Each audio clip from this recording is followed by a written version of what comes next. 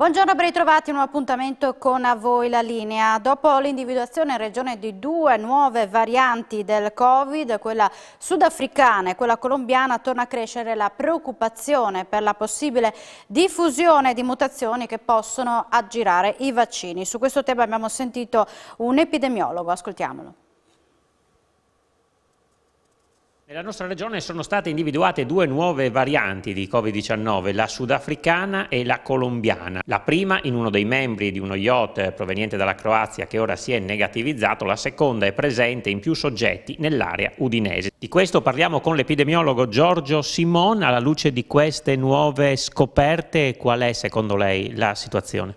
Indubbiamente le notizie sul virus, soprattutto adesso che per fortuna l'epidemia sta scendendo in maniera importante, continuano a spesso essere fornite sotto forma di paura o timore, ed è questo il caso delle varianti. Allora, un virus può cambiare in continuazione una parte di se stesso, passando da persona ad altro col progredire dell'epidemia. È un fenomeno naturale, un fenomeno normale. In questo caso, essendo il virus passato in tantissime persone, ovviamente le varianti sono di più, e questo è il primo dato. Il secondo è che, essendo attentamente sotto controllo, si sa praticamente tutto anche della minima variante. Stesso discorso vale ovviamente anche per le varianti colombiane e sudafricane che sono state identificate in questo momento all'interno della nostra regione. In questi casi le norme attuali di spostamento da e per l'estero, ma soprattutto in arrivo dall'estero, che prevedono la quarantena, il tampone alla partenza e il tampone all'arrivo, sono lo strumento che ci permette di contenere subito eventuali contagi e di evitare quello che invece accadeva molti mesi fa, un anno fa, in cui le persone riuscivano a contagiare facilmente perché non eravamo in grado di fare i controlli, perché non c'erano tamponi, non c'era nulla di quello che attualmente è disponibile. Dobbiamo quindi preoccuparci o possiamo stare tranquilli? Le notizie spesso ci mettono paura dicendo "Dio, ne è una nuova", eccetera, eccetera. Allora, le varianti sono assolutamente tutte mappate, controllate, c'è un sito su cui si possono trovare aggiornate giorno per giorno tutte le cose che le riguardano. Due, contemporaneamente, chiunque si occupi di vaccinazioni, di vaccini, eccetera, organismi nazionali, internazionali, case farmaceutiche, testano subito sul campo la capacità dei vaccini a rispondere a queste varianti. Rispetto a quello che sta accadendo nel nostro paese, diciamo, le varianti importanti sono state quelle che sono diventate più contagiose degli altri. L'inglese è stato l'esempio, ma spaventarsi perché ne arriva una nuova rispetto all'essere vaccinati, direi che non è assolutamente il caso. La priorità assoluta, importante per ritornare alla vita normale, quella che ci piace, quella di poterci muovere, di poterci incontrare, di poter andare a cena, di poter andare in giro per l'Italia a fare i turisti o all'estero, chi preferisce, è la motivazione per cui è utile vaccinare. Vacciniamoci per quello e non preoccupiamoci per le varianti, perché la ricerca le insegue, le traccia, le studia molto rapidamente. Ci colleghiamo ora in diretta con Isabella Gregoratto, che si trova in comune a Udine per le ultime decisioni della giunta guidata dal sindaco Pietro Fontanini. A te la linea. Grazie Alexis, un saluto ai nostri amici telespettatori. La giunta, cioè la conferenza stampa di giunta, è appena iniziata e con noi il vice sindaco Loris Michelini per parlarci di riqualificazione urbana, quindi ulteriori 10 milioni per poter intervenire in alcune zone della città. Sì, c'è un bando ministeriale che è uscito il 21 gennaio, poi è stato pubblicato alla fine di febbraio. Abbiamo inserito in questo bando di rigenerazione urbana, che riguarda i comuni capoluoghi più i comuni superiori ai 15.000 abitanti, in teoria dovremmo attingere e presentare dei progetti per un 20 milioni di euro, poi bisogna vedere come vanno a finire, in che graduatoria rientreremo. Noi abbiamo pensato, nell'ambito di rigenerazione e riqualificazione urbana, volta all'utilizzo pubblico, l'ex frigorifero, che attualmente è vincolato alla sovrintendenza, è chiuso, ma soprattutto è molto cadente, presuppone, se non si interviene, grosse problematiche. Ovviamente è una cifra importante che il Comune non può sostenere da sola, la Regione nemmeno. Abbiamo chiesto che il Ministero ci aiuti con questo bando. Io faccio un appello a tutte le forze politiche affinché partecipino e sostengano questa iniziativa, perché noi fra un po' andremo, oltre a raggiungere il frigorifero, l'ex frigo diciamo, andremo ad aggiungere altri 2 interventi per raggiungere la cifra di 20.000.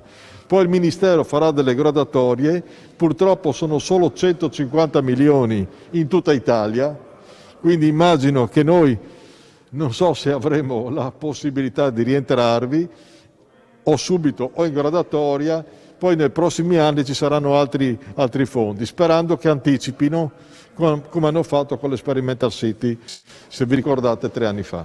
Bene, ringraziamo il vice sindaco di Udine Loris Michelini e restituisco la linea allo studio. Grazie Isabella Gregorato, Tiziano Campigotto per questo collegamento in diretta da Udine. Saracinesche abbassate per 10 minuti per protestare contro le chiusure nei fine settimana, ha coinvolto anche il Friuli, l'iniziativa dei punti vendita dei centri commerciali. Serata simbolica alla città fiera di Martignacco. Chiedono l'immediata revoca delle misure restrittive che da oltre 6 mesi impongono la chiusura dei negozi nei giorni festivi e prefestivi. Una protesta che vuole dare voce ai 780.000 posti di lavoro in Italia. Solo il Città Fiera conta al suo interno 1.700 persone che vi operano. È un piccolo segno e uno stimolo perché le persone capiscano che stiamo lavorando in sicurezza e come lavoriamo in sicurezza dal lunedì e venerdì possiamo farlo anche il sabato e la domenica.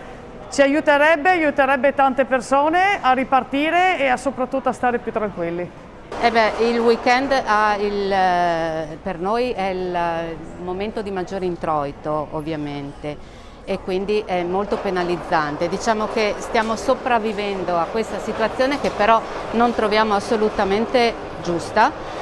Visto che tantissime altre superfici, anche grosse, sono aperte, noi siamo invece costretti, essendo all'interno di un centro commerciale, a restare chiusi. La perdita veramente si sente ed è parecchio, più di 50% si sta perdendo appunto perché i sabati e domeniche prefestivi siamo chiusi, mentre il centro storico è aperto e magari flusso di gente che avevamo qui sabati e domeniche non ce n'è più, perché a prescindere che si lavora in totale sicurezza, perché abbiamo investito, come io posso parlare veramente a nome di tutti i commercianti e non solo, anche il centro commerciale ha investito veramente tanto per la sicurezza, igiene, e anche stessi vestiti che magari noi sanifichiamo, igienizziamo, puliamo, però purtroppo siamo penalizzati e non capisco tutta questa discriminazione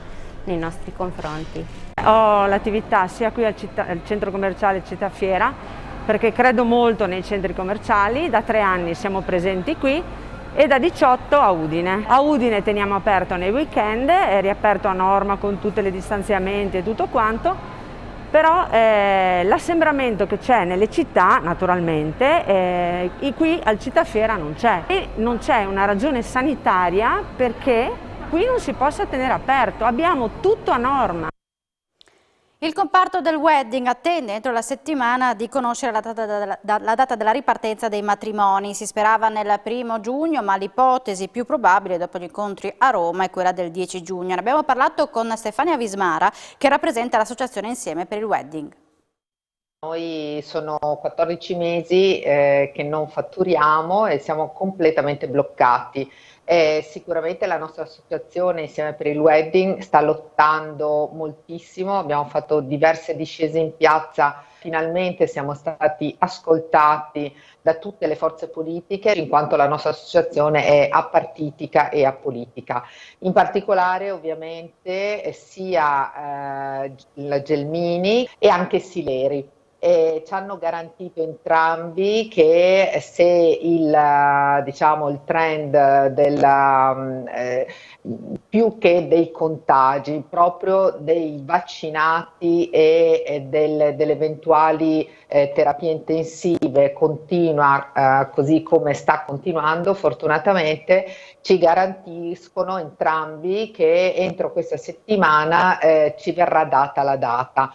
Quale sia di preciso, noi abbiamo assolutamente battuto sia appunto per avere una data certa immediatamente, sia perché questa fosse il 1° giugno. Io, oltre a questo, poi la nostra associazione porterà avanti tutto quello che sono gli adeguati risarcimenti che purtroppo il nostro comparto deve avere e diversi altri punti che sono sostanziali per il rilancio di questo comparto, che era un rilancio assolutamente sano prima della pandemia e che adesso è in enorme difficoltà. Tutto il mondo del wedding sano e anche attento alle regole, ok? Anche attentissimo alle regole, viene penalizzato, mentre si dà vita a cerimonie clandestine senza alcuna regola e sicuramente con situazioni ad altissimo rischio. Noi come associazione siamo stati gli unici a dare vita anche e voce anche agli sposi, perché riteniamo parte lesa anche loro tantissimo. Ricordiamo che il nostro comparto ha un indotto di 67 miliardi di euro, rappresenta 90.000 aziende, partite IVA e 1 milione di lavoratori e lavoratrici. E l'83% di questi lavoratori sono donne. Allora parliamo tanto di difendere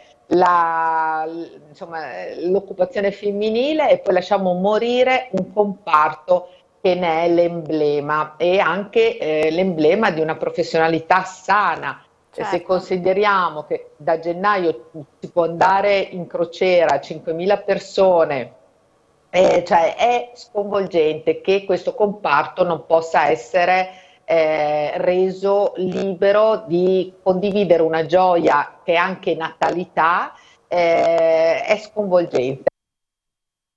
La puntata di A Voi la Linea termina qui, vi ricordo infatti che questa è la prossima settimana, alle 13 va in onda la trasmissione In Giro, striscia quotidiana dedicata ai luoghi del Friuli Venezia Giulia che saranno attraversati dal Giro d'Italia tra il 22 e il 24 maggio. Grazie per l'attenzione e buona giornata.